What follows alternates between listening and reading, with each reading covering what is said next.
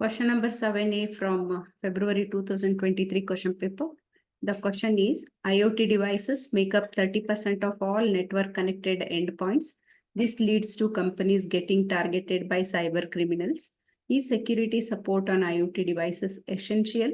State better way to secure the IoT devices. And the meaning of the question is, we know that all the connected devices are network connected devices are IoT devices only. And because of this, the companies are targeted by the cyber criminals, because each and every IoT device, it is connected to the network. So the question is asking, and the question is on why it is important to have security support for IoT devices anta question ide. And first question, is security support on IoT device essential anta question ide. Security support kodbeka IoT devices ige, ಮತ್ತೆ ಏನು better way ಇದೆ ಆ devices ಅನ್ನ secure ಮಾಡೋಕ್ಕೆ, what are the better ways ಅಂತ question ಕೇಳಿದ್ದಾರೆ. So first ಕ್ವಶನ್ಗೆ answer yes ಅಂತ ಬರೀಬೇಕು. Yes, security support on IoT device is essential ಅಂತ ಹೇಳಬೇಕು. Because devices are increasingly becoming connecting to the internet. ಎಲ್ಲ ಡಿವೈಸು ಇಂಟರ್ನೆಟ್, IoT ಡಿವೈಸಸ್ ಇಂಟರ್ನೆಟ್ಗೆ connect ಮಾಡ್ತೀವಿ. ಅದಕ್ಕೆ they are vulnerable to the cyber ಅಟ್ಯಾಕ್ಸಿಗೆ ವಲ್ನರಬಲ್ ಇರುತ್ತೆ. ಸೊ IoT ಡಿವೈಸಸ್ ಅನ್ಸೆಕ್ಯೂರ್ ಆಗಿದ್ರೆ, and the cyber criminals will easily hack the devices, so which can lead to privacy breaches, sensitive information ಅವ್ರು ತಗೋಬಹುದು, data theft ಆಗ್ಬೋದು, and even physical harm ಆಗೋ chances ಇರುತ್ತೆ. So ಅದಕ್ಕೋಸ್ಕರ security ಸಪೋರ್ಟನ್ನು IoT ಡಿವೈಸಿಗೆ ಕೊಡಬೇಕು ಅಂತ ಫಸ್ಟ್ ಕ್ವಶನ್ಗೆ ಆನ್ಸರ್ ಮಾಡಬೇಕು. And what are the best ways to secure the IoT devices ಅಂತ ಒಂದಷ್ಟನ್ನ ಇಲ್ಲಿ ಲಿಸ್ಟ್ ಮಾಡಿದೆ. The first one is use strong and unique password. So unique password ಮತ್ತೆ ಪಾಸ್ವರ್ಡ್ ಯುನಿಕ್ ಆಗಿರಬೇಕು, ಸ್ಟ್ರಾಂಗ್ ಆಗಿರಬೇಕು. Because it is important to use strong and unique password for the IoT devices. The password should be robust. They cannot be easily guessable. ಅಂದರೆ guess ಮಾಡೋಂಥ ಪಾಸ್ವರ್ಡನ್ನು ಕೊಡಬಾರ್ದು. They should be distinct from the password used elsewhere. ಬೇರೆ ಕಡೆ use ಮಾಡಿರ್ತೀರಲ್ವಾ, ಅಂಥ ಪಾಸ್ವರ್ಡನ್ನು ಕೊಡಬಾರ್ದು, ಡಿಸ್ಟಿಂಕ್ಟ್ ಆಗಿರಬೇಕು. And additionally, you should change these passwords regularly to enhance the security. ಸೆಕ್ಯೂರಿಟಿನ ಎನ್ಹಾನ್ಸ್ ಮಾಡೋಕ್ಕೆ ಪಾಸ್ವರ್ಡ್ನ ಅವಾಗವಾಗ ಚೇಂಜ್ ಮಾಡ್ತಾ ಇರಬೇಕು. So this idea is use to reduce the risk of unauthorised access. ಈ ಥರ ನಾವು ಮಾಡ್ತಾ ಇದ್ರೆ ಅನ್ಅಥರೈಸ್ಡ್ ಆಕ್ಸೆಸ್ ಆಗೋದನ್ನ ನಾವು ರೆಡ್ಯೂಸ್ ಮಾಡ್ಬೋದು. ಇದರಿಂದ the over all protection of the device enhance ಆಗುತ್ತೆ ಅಂತ ಹೇಳಬೇಕು. This is first point. Second is keep software updated. So software on IoT device must be updated regularly. ಯಾವಾಗಲೂ ಅಪ್ಡೇಟ್ ಮಾಡ್ತಾ ಇರಬೇಕು. The purpose is to make sure that the devices have the most recently security patches install. ಅಂದರೆ recent ಆಗಿ security patches ಬರ್ತಾ ಇರುತ್ತಲ್ಲ, ಅದನ್ನ install ಮಾಡ್ಕೋಬೇಕು. What is patch? Patch is nothing but a piece of code or a piece of a software. It is design to fix or improve the ಪ್ರೋಗ್ರಾಮ್ನ improve ಮಾಡೋಕ್ಕೆ, ಅಥವಾ ಏನಾದರೂ ಆ ಪ್ರಾಬ್ಲಮ್ನ ಫಿಕ್ಸ್ ಮಾಡೋಕ್ಕೆ ಬರೆದಿರೋಂಥ ಸ್ಮಾಲ್ ಪೀಸ್ ಆಫ್ ಕೋಡ್ ಅದು. So it is set to changes apply to the computer program or supporting data to update. ಏನಾದರೂ ಅಪ್ಡೇಟ್ ಮಾಡೋಕ್ಕೆ, ಪ್ರಾಬ್ಲಮ್ನ ಫಿಕ್ಸ್ ಮಾಡೋಕ್ಕೆ ಅಥವಾ ಇಂಪ್ರೂವ್ ಮಾಡೋಕ್ಕೆ it is a set of changes. So patches R often ಇದನ್ನು ಯಾರು ಬರೆದಿರ್ತಾರೆ? Software developers ಪ್ಯಾಚಸನ್ನು ಬರೆದು release ಮಾಡಿರ್ತಾರೆ ಇಂಟರ್ನೆಟ್ಟಲ್ಲಿ. So to address the security vulnerabilities ಅಥವಾ ಬಗ್ಸು ಅಥವಾ ನ್ಯೂ ಫೀಚರ್ಸ್ ಏನಾದರೂ ಆ್ಯಡ್ ಮಾಡಿದರೆ, ಅವರು ಡಿಸೈನರ್ಸು, ಸಾಫ್ಟ್ವೇರ್ ಡೆವಲಪರ್ಸು ಅದನ್ನು ರಿಲೀಸ್ ಮಾಡಿರ್ತಾರೆ ಪ್ಯಾಚಸನ್ನು. ನಾವು ಏನು ಮಾಡಬೇಕು? Users users are encourage to apply these patches regular ಆಗಿ ಈ ಪ್ಯಾಚಸ್ಸನ್ನು ಅಪ್ಲೈ ಮಾಡ್ಕೋಬೇಕು in order to keep our software up to date and secure. ನಮ್ಮ ಸಾಫ್ಟ್ವೇರ್ ಅಪ್ಡೇಟ್ ಆಗೋಕ್ಕೆ ಮತ್ತು ಸೆಕ್ಯೂರ್ ಆಗೋಕ್ಕೆ ಅವರು ರಿಲೀಸ್ ಮಾಡಿದಂಥ ಪ್ಯಾಚಸ್ಸನ್ನು ನಾವು ಅಪ್ಲೈ ಮಾಡ್ಕೋಬೇಕು. ಸೊ ಈಗ ರೆಗ್ಯುಲರ್ ಸಾಫ್ಟ್ವೇರ್ ಅಪ್ಡೇಟ್ ಮಾಡೋದು ತುಂಬ ಕ್ರೂಷಿಯಲ್. ಯಾಕಂದರೆ ಅದು ವಲ್ನರಬಿಲಿಟಿ ಆಗಬಾರ್ದು ಅಂತಂದರೆ ನಾವು ಸಾಫ್ಟ್ವೇರ್ನ ಅವಾಗವಾಗ ಅಪ್ಡೇಟ್ ಮಾಡಬೇಕು. ಸಾಫ್ಟ್ವೇರ್ ಅಪ್ಡೇಟ್ ಅಂತ ಮೆಸೇಜ್ ಬರ್ತಾ ಇರುತ್ತಲ್ಲ, ಅವಾಗವಾಗ ಮಾಡ್ಕೋಬೇಕು. ಅದರಿಂದ ಏನಾಗುತ್ತೆ ಅಂದರೆ ಓವರಾಲ್ ಸೆಕ್ಯೂರಿಟಿ ಎನ್ಹಾನ್ಸ್ ಆಗುತ್ತೆ. ಮತ್ತು IoT ಡಿವೈಸಸ್ಸು ಥ್ರೆಟ್ಸ್ದಿಂದ ಅವು ರೆಸಿಲಿಯನ್ಸನ್ನು ಮಾಡ್ಕೋಬೋದು. ರೆಸಿಲಿಯನ್ಸ್ ಅಂದರೆ ವಿತ್ಸ್ಟ್ಯಾಂಡ್ ಮಾಡ್ಕೋಬೋದು. ಏನಾದರೂ ಥ್ರೆಟ್ಸ್ ಬಂದರೆ ದೇ ಕ್ಯಾನ್ ವಿತ್ಸ್ಟ್ಯಾಂಡ್ ಇಟ್. ಅದಕ್ಕೋಸ್ಕರ we should keep the software update. Next ಮೂರನೇದು isolate IoT devices. So isolate IoT device ಅಂದರೆ you should connect your IoT device. For example smart home devices ಇರ್ತಾವಲ್ಲ, smart bulb, smart geyser. So smart home devices ಇರುತ್ತೆ ಮತ್ತು sensors ಇರುತ್ತೆ. ಇವನ್ನ ಬೇರೆ separate ನೆಟ್ವರ್ಕಿಗೆ connect ಮಾಡಬೇಕು. So they should distinct from the one used by your regular computer and a ಸ್ಮಾರ್ಟ್ಫೋನ್ಗೆ ಮತ್ತು ಕಂಪ್ಯೂಟರ್ಗೆ ಏನು ಯೂಸ್ ಮಾಡ್ತೀವಲ್ಲ ಆ ನೆಟ್ವರ್ಕನ್ನು ಯೂಸ್ ಮಾಡಬಾರ್ದು. ಇದಕ್ಕೆ ಅಂತ ಸಪ್ರೇಟ್ ನೆಟ್ವರ್ಕನ್ನು ಯೂಸ್ ಮಾಡ್ಕೋಬೇಕು.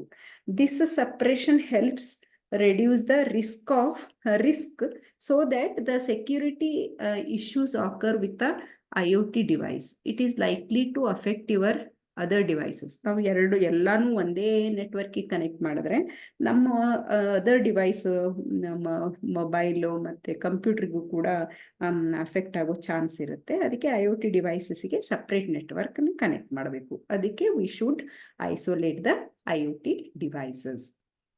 Next, use encryption. Next method. So encryption ಅಂದರೆ in order to protect our sensitive data we employ a method called encryption. ಅದನ್ನು ಸೆನ್ಸಿಟಿವ್ ಇನ್ಫಾರ್ಮೇಷನನ್ನು ಸೇಫ್ ಗಾರ್ಡ್ ಮಾಡೋಕ್ಕೆ. ಏನಾದ್ರು ಸೆನ್ಸಿಟಿವ್ ಇನ್ಫಾರ್ಮೇಷನ್ನ ಕಳಿಸಿದ್ರೆ ನೆಟ್ವರ್ಕ್ ಮೇಲೆ, ಅಥವಾ ಸೆನ್ಸಿಟಿವ್ ಇನ್ಫಾರ್ಮೇಷನನ್ನು ನೆಟ್ವರ್ಕ್ ಮುಖಾಂತರ ತಗೊಳ್ಳೋದಿದ್ರೆ ನಾವು ಏನು ಮಾಡಬೇಕು, ಹಾಗೆ ಡೈರೆಕ್ಟ್ ಇನ್ಫಾರ್ಮೇಷನನ್ನು ಕಳಿಸ್ಬಾರ್ದು. ಅದ್ರ ಬದಲು ನಾವು ಅದನ್ನು ಎನ್ಕ್ರಿಪ್ಟ್ ಮಾಡಿ ಕಳಿಸ್ಬೇಕು.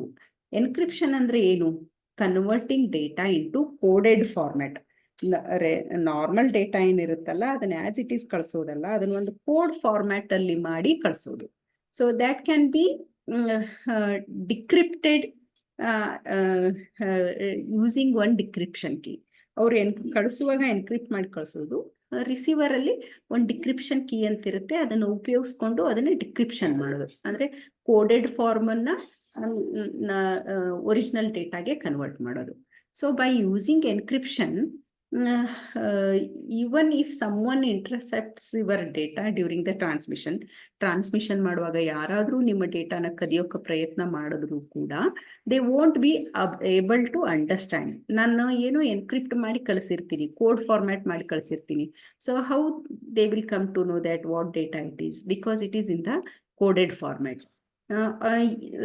Without proper decoding key, they cannot convert that coded form into a regular data.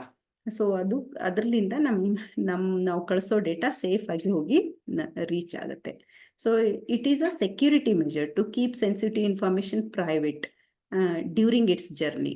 ನೆಟ್ವರ್ಕಲ್ಲಿ ಕಳಿಸ್ತಾ ಇರೋದ್ರಿಂದ ಅದು ಸೆಕ್ಯೂರ್ ಆಗಿರಬೇಕು. ಅದಕ್ಕೋಸ್ಕರ ನಾವು ಎನ್ಕ್ರಿಪ್ಷನನ್ನು ಮಾಡಿ ಕಳಿಸ್ಬೇಕು. ನೆಕ್ಸ್ಟು ಎನೇಬಲ್ ಇನ್ ನೆಟ್ವರ್ಕ್ ಫೈರ್ವಾಲ್ಸನ್ನು ಎನೇಬಲ್ ಮಾಡಬೇಕು. ಏನಂತಂದರೆ we should turn on network firewalls to stop unauthorised access. ಬೇರೆ ಯಾರಾದರೂ ಆಕ್ಸೆಸ್ ನಮ್ಮ IoT ಡಿವೈಸಸ್ಸನ್ನು ಆಕ್ಸೆಸ್ ಮಾಡೋದನ್ನು ಸ್ಟಾಪ್ ಮಾಡಬೇಕು ಅಂತಂದರೆ ನಾವು ಫೈರ್ವಾಲನ್ನು ಆನ್ ಮಾಡಿಟ್ಕೋಬೇಕು. The network firewall it acts as a protective barrier. ಅದು ನಮ್ಮ ಪ್ರೊಟೆಕ್ಟಿವ್ ಬ್ಯಾರಿಯರ್ ಥರ ಆ್ಯಕ್ಟ್ ಆಗುತ್ತೆ. So it will monitor and it will control the incoming and outgoing network traffic. The main firewall ಕೆಲಸ ಏನು ಅಂತಂದರೆ ಇನ್ಕಮಿಂಗು ಮತ್ತು ಔಟ್ಗೋಯಿಂಗ್ ನೆಟ್ವರ್ಕ್ ಟ್ರಾಫಿಕ್ಕನ್ನು ಮಾನಿಟರ್ ಮಾಡುತ್ತೆ ಮತ್ತು ಕಂಟ್ರೋಲ್ ಕೂಡ ಮಾಡುತ್ತೆ. So by enabling network firewalls for your IoT devices, so you create a barrier that it will help us to prevent unauthorized users. So ಆ ಥರ ಬ್ಯಾರಿಯರ್ ಕ್ರಿಯೇಟ್ ಮಾಡೋದ್ರಿಂದ ಬೇರೆ ಅನ್ಅಥರೈಸ್ಡ್ ಪರ್ಸನ್ಸ್ ಎಂಟ್ರಿ ಆಗೋಕ್ಕೆ ಚಾನ್ಸೇ ಇಲ್ಲ. So and potentially harmful data from accessing and compromising your IoT devices. So ಹಿಂಗಂದ್ರೆ totally ಈ line sentence ಅರ್ಥ ಅಂದ್ರೆ it adds an extra layer of security to keep our devices safe from unwanted access or attacks from the outside. So outsiders ನಮ್ಮನ್ನ attack ಮಾಡೋದನ್ನ, ನಮ್ಮ devices ಅನ್ನ attack ಮಾಡೋದನ್ನ ನಾವು ತಡೆಗಟ್ಟಬಹುದು. ಅಂದ್ರೆ ಇದು ಒಂದು extra layer of security. Firewall is nothing but it is an extra layer of security to keep our devices safe. ಅದನ್ನ ಎನೇಬಲ್ ನೆಟ್ವರ್ಕ್ ಫೈರ್ವಾಲ್ ಅಲ್ಲಿ ಇಷ್ಟು ಬರೀಬೇಕಾಗುತ್ತೆ. Next one monitor network activity. ಇದು monitor network activity. So this means we should keep a close eye on the activities happening on our network to identify any ಏನಾದರೂ suspicious behavior ಆದರೆ ಅಥವಾ ಏನಾದರೂ unusual things ಆದರೆ ಅದನ್ನು ನೋಡ್ತಾ ಇರಬೇಕು. By regularly checking for signs of potential security threats ಏನಾಗುತ್ತೆ, unauthorised access ಅಥವಾ ಏನಾದರೂ ಅಬ್ನಾರ್ಮಲ್ ಪ್ಯಾಟರ್ನ್ ಆದರೆ you can detect it and you can respond to the security issues. So ಈ ಥರ ಏನಾದರೂ ಸಸ್ಪಿಷಿಯಸ್ ಆಕ್ಟಿವಿಟಿ ನಿಮಗೆ ಕಂಡು ಬಂದರೆ it is advised to take necessary actions to mitigate these potential risk. So ಅದಕ್ಕೋಸ್ಕರ ನಾವು we should monitor network activity ಅಂತ ಹೇಳೋದು. ಸುಮ್ಮನೆ ಬಿಟ್ಬಿಡೋದಲ್ಲ, we should monitor and control the activities. ಇದನ್ನ monitoring network activities it is one proactive measure. ಇದು ಏನಂದ್ರೆ ಏನಾದರೂ ಸೆಕ್ಯೂರಿಟಿ ಥ್ರೆಟ್ಸ್ ಆಗದೇ ಇರೋ ಥರ ನೋಡ್ಕೊಳ್ಳೋಕೆ ಇದು ಹೆಲ್ಪ್ ಆಗುತ್ತೆ. ಅದಕ್ಕೆ ನೆಟ್ವರ್ಕ್ನ ಮಾನಿಟರ್ ಮಾಡ್ತಾ ಇರಬೇಕು. Next implement multifactor authentication. So ಹೀಗಂದ್ರೆ ಇದು ಒಂದೇ ಎಕ್ಸ್ಟ್ರಾ ಲೇಯರ್ ಆಫ್ ಸೆಕ್ಯೂರಿಟಿ ಅಂತ ಹೇಳಬೇಕು. ಆವಾಗಲೇ ಹೇಳಿದ್ವಲ್ಲ ಆ ಥರ. This means adding an extra layer of ಫೈರ್ವಾಲಿಗೆ ಹೇಳಿದ್ವಲ್ಲ ಎಕ್ಸ್ಟ್ರಾ ಲೇಯರ್ ಆಫ್ ಸೆಕ್ಯೂರಿಟಿ ಅಂತ, ನೆಟ್ವರ್ಕ್ ಫೈರ್ವಾಲ್. ಇದನ್ನು ಕೂಡ ಮಲ್ಟಿಫ್ಯಾಕ್ಟರ್ ಅಥೆಂಟಿಕೇಶನ್ ಅಂದರೆ it adds an extra layer of security for your IoT devices. ಏನಂದರೆ ಮಲ್ಟಿಫ್ಯಾಕ್ಟರ್ ಅಥೆಂಟಿಕೇಶನಲ್ಲಿ instead of depending only on a password for access, ಬರೀ password ಕೊಟ್ಟರೆ ಅಷ್ಟೇ ಡೇಟಾ ಆಕ್ಸೆಸ್ ಆಗೋ ಥರ ಮಾಡೋ ಬದಲು ಮಲ್ಟಿಫ್ಯಾಕ್ಟರ್ ಅಥೆಂಟಿಕೇಶನ್ ಮಾಡೋದು, ಎಡಿಷ್ನಲ್ ವೆರಿಫಿಕೇಶನ್. ಏನಂದರೆ ಒಂದೇನೋ ಕೋಡ್, ಟೆಂಪ್ರರಿ ಕೋಡ್ ಮೊಬೈಲ್ಗೆ ಕಳಿಸೋದು. ಸೊ ಮೊಬೈಲಲ್ಲಿರೋ ಕೋಡನ್ನು ನೋಡಿ ಅದನ್ನ ಎಂಟ್ರಿ ಆದಮೇಲೆ ಅದು ಓಪನ್ ಆಗಬೇಕು. ನಾವೀಗ ಎಷ್ಟೊಂದು ಸಲ, ಸುಮಾರು ಸಲ ನಾವು ಅದನ್ನು ಎಕ್ಸ್ಪೀರಿಯನ್ಸ್ ಮಾಡ್ತೀವಿ. ಒಂದೊಂದು ಏನಾಗುತ್ತೆ ಅಂದರೆ ಒನ್ ಫ್ಯಾಕ್ಟರ್ ಅಥೆಂಟಿಕೇಶನಲ್ಲಿ ಬರೀ ಪಾಸ್ವರ್ಡ್ ಕೊಟ್ಟರೆ ಸಾಕು, ಅದು ಓಪನ್ ಆಗಿಬಿಡುತ್ತೆ. ಕೆಲವು ಮಲ್ಟಿಫ್ಯಾಕ್ಟರ್ ಅಥೆಂಟಿಕೇಶನ್ ಇದ್ದರೆ ಪಾಸ್ವರ್ಡ್ ಕೊಟ್ಟ ಮೇಲೆ ಏನಾಗುತ್ತೆ, ಒಂದು ಕೋಡ್ ಜನರೇಟ್ ಆಗಿ ನಮ್ಮ ಮೊಬೈಲಿಗೆ ಹೋಗುತ್ತೆ. ನಮ್ಮ ಮೊಬೈಲಲ್ಲಿರೋ ಕೋಡನ್ನು ತೊಗೊಂಡು ಮತ್ತೆ ನಾವು ಎಂಟ್ರಿ ಮಾಡಿದಾಗ ಅವಾಗ ಅದನ್ನ ನಾವು ಡೇಟಾನ ಆಕ್ಸೆಸ್ ಮಾಡೋಕ್ಕಾಗುತ್ತೆ. ಅಂಥದಕ್ಕೆ ಮಲ್ಟಿಫ್ಯಾಕ್ಟರ್ ಅಥೆಂಟಿಕೇಶನ್ ಅಂತಾರೆ. Some temporary code is sent to your phone. So by doing this even someone obtains your password. ನನ್ನ ಪಾಸ್ವರ್ಡ್ ಬೇರೆಯವರಿಗೆ ಸಿಕ್ಕರೂ ಕೂಡ ಅವರು ಅದನ್ನು ಓಪನ್ ಮಾಡೋಕ್ಕಾಗಲ್ಲ, ಯಾಕಂದರೆ ಅವ್ರ ಮೊಬೈಲ್ಗೆ ಕೋಡ್ ಹೋಗಿರಲ್ಲ, ನನ್ನ ಮೊಬೈಲಿಗೆ ಹೋಗಿರುತ್ತೆ. They would still need the additional authentication factor to access your IoT device. So ಇದು ಈ ಮಲ್ಟಿಫ್ಯಾಕ್ಟರ್ ಅಥೆಂಟಿಕೇಶನ್ ಇಂದ ಏನಾಗುತ್ತೆ ಅಂದರೆ it will enhance the security ಇನ್ನೂ ಜಾಸ್ತಿ ಆಗುತ್ತೆ. And it will lower the risk of unauthorised access ಮಾಡೋದನ್ನು ಕಡಿಮೆ ಮಾಡ್ಬೋದು, ಅಥವಾ ಹ್ಯಾಕಿಂಗ್ ಅಟೆಂಪ್ಟ್ಸ್ ಆಗೋದನ್ನು ನಾವು ತಡೆಗಟ್ಟಬಹುದು. ಸೊ ಇದು ಒಂದು ಇಂಪ್ಲಿಮೆಂಟ್ ಮಾಡಬೇಕು. ಏನೇನು ಇಂಪ್ಲಿಮೆಂಟ್ ಮಾಡಬೇಕು? ಮಲ್ಟಿಫ್ಯಾಕ್ಟರ್ ಅಥೆಂಟಿಕೇಶನ್.